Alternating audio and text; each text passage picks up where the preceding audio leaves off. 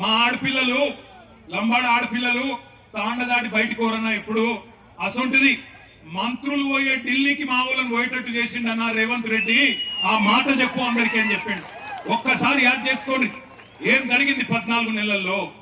మీ మీదికి బలవంతంగా ఇక్కడ అదాని కంపెనీ పెడతా అంటే, అల్లుడు ఫార్మా కంపెనీ పెడతా అంటే భూములు గుంజుకునేందుకు ఒక కుతంత్రంతో రేవంత్ రెడ్డి ప్రభుత్వం మీ మీదికి వచ్చి ఆనాడు అధికారులు ఇక్కడికి వస్తే ఆ అధికారుల మీదికి మీరు మరలబడి అడిగినారు.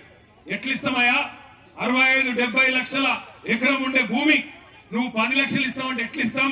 ఇయ్యం, మేము మా ప్రాణం పైన ఇయ్యం, ఏం చేసుకుంటావో చేసుకోపో అన్నారు. అంటే ఆ రోజు ఏమైంది? కలెక్టర్ మీద హత్యా ప్రయత్నం జరిగిందని చెప్పి రేవంత్ రెడ్డి గారు ఆయన ప్రభుత్వంలోని మంత్రులు కేసులు పెట్టి 70 మంది మీద కేసులు పెట్టి, అలా కాంగ్రెస్ వాళ్ళు కూడా ఉండే నిరసన చెప్పిన వాళ్ళలో కాంగ్రెస్ వాళ్ళని కట్ చేసిండ్రు, బీజేపీ వాళ్ళని కట్ చేసిండ్రు. ఒక్క టిఆర్ఎస్ వాళ్ళని మాత్రం 40 మందిని మా సోదరుడు పట్నం నరేందర్ రెడ్డి గారితో సహా 40 మంది రైతులను ఆ రోజు సురేష్ ని గాని ఇంకా మా హీరియా నాయకును మా గోపాల్ ఇంకా చాలా మంది ఒకరిద్దరు కాదు 40 మందిని సురేష్ తో సహా తీసుకొని పోయి జైల్లో పెట్టినారు.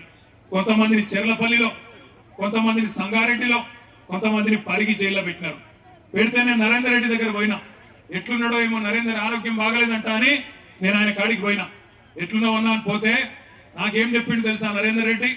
అన్నా నేను మంచిగానే ఉన్నా, అవసరమైతే కొడంగల్ రైతుల కోసం నెల రోజులు కాదు సంవత్సరం మొత్తం జైల్లో ఉంటా, నువ్వు వాపస్ పో,